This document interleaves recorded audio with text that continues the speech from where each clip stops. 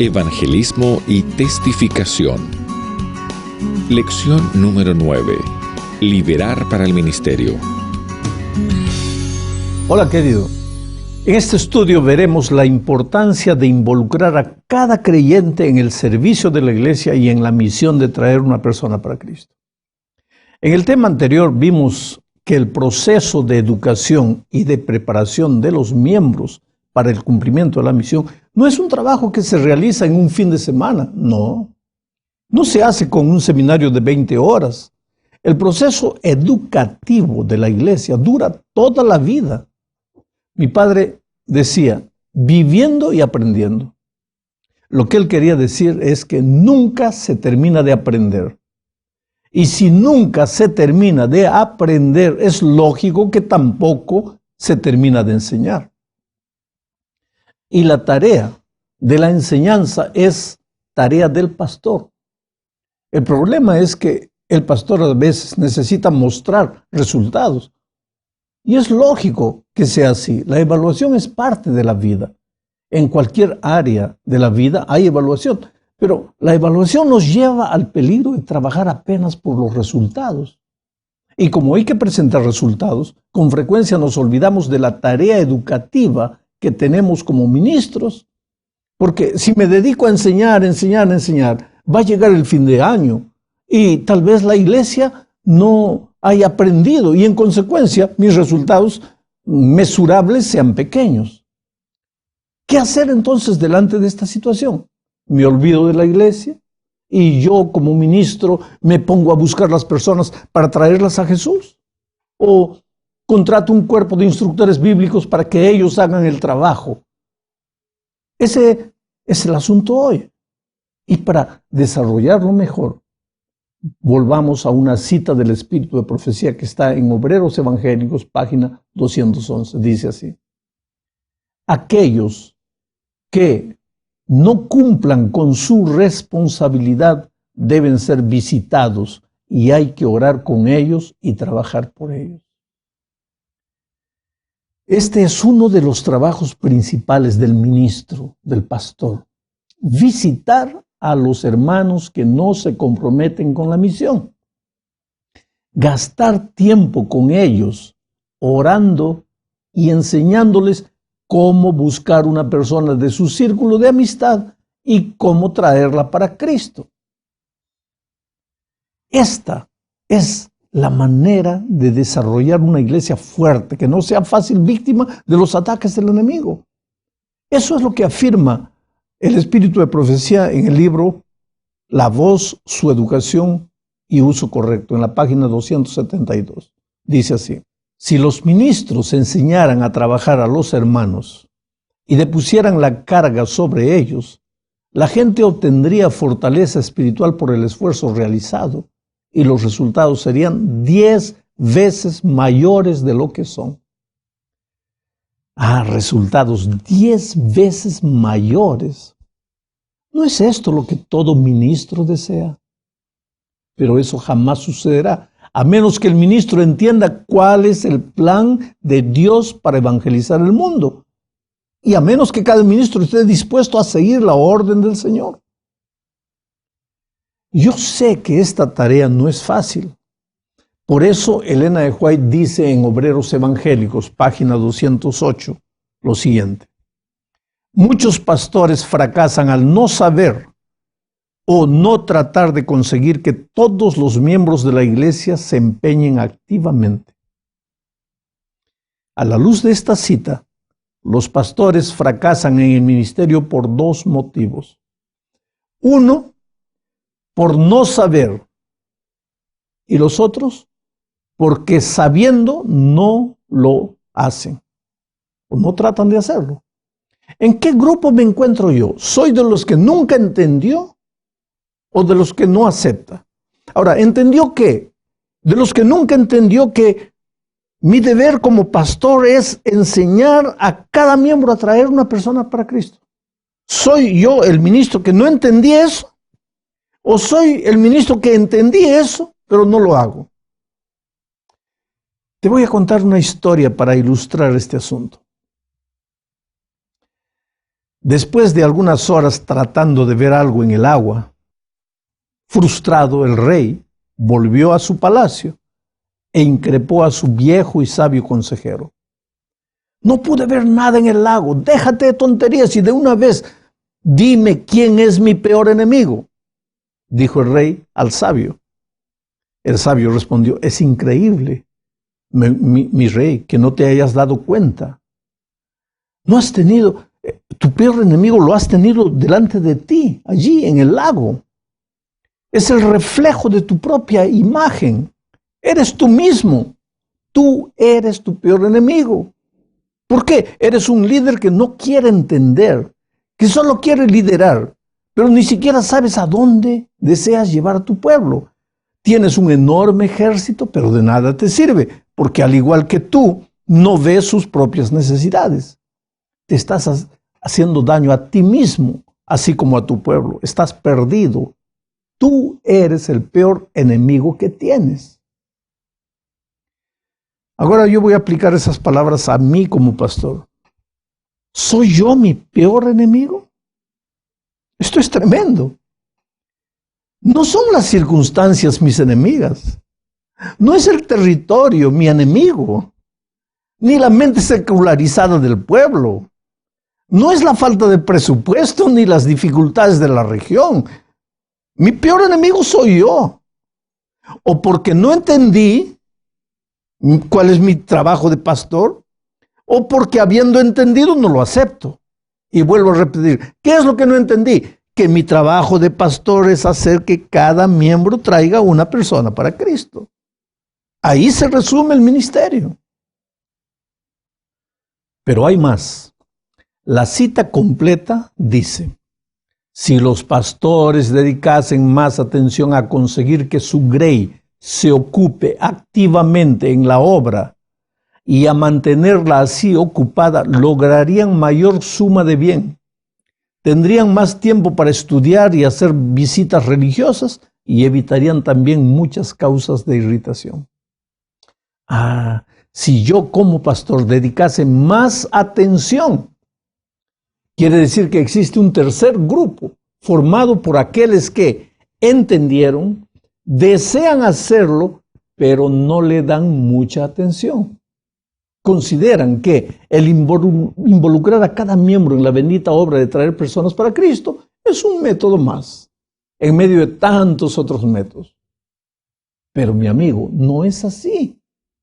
El hacer que cada miembro participe de la bendición de traer una persona para Cristo no es un método. Es a partir de aquí que todo lo demás funciona. Cualquier método, cualquier emprendimiento de evangelismo que deja al miembro de lado con seguridad es un método humano. Puede traer resultados, puede redundar en muchos bautismos y hasta en el aumento de los diezmos, pero no cumple el objetivo que Dios tenía en mente cuando le confió la misión a la iglesia. ¿Y por qué le confió? Como un instrumento de crecimiento espiritual.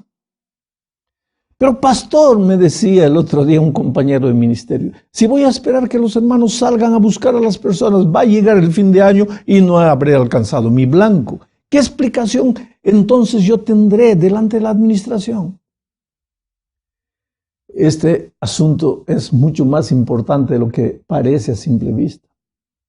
Con frecuencia, yo tiemblo delante de conceptos inspirados que están ante nuestros ojos, como este concepto que está en el libro Hechos de los Apóstoles, capítulo o página 90.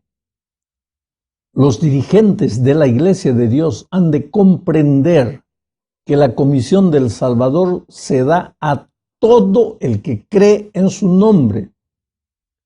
¿Sabes lo que Dios está diciendo?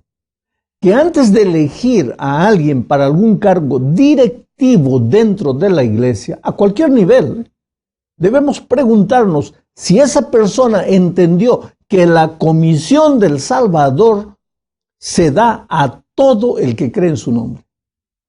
No son los talentos administrativos de la persona, ni el título, ni las estadísticas positivas que acompañan su trayectoria, sino el hecho de que entendió o no el plan divino para su iglesia. Esa es lo que debe distinguir la vida de alguien que es nombrado para un cargo de liderazgo dentro de la iglesia.